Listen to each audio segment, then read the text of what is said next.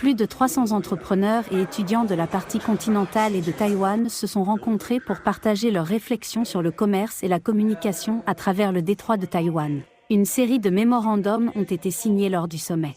La création d'un centre de coordination économique transdétroit et d'un parc d'innovation, situé dans la ville de Kunshan, a également été annoncée.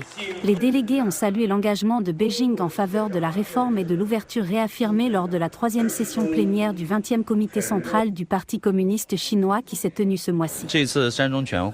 La 3e session plénière a défini une exigence et un concept plus clairs qui permettront de créer un environnement plus ouvert sur la partie continentale. Cela permettra aux entreprises d'avoir plus d'opportunités de procéder à des échanges de coopération avec l'extérieur. Les entreprises taïwanaises seront confrontées à des goulets d'étranglement si elles n'ont pas de grand marché sur lequel s'appuyer.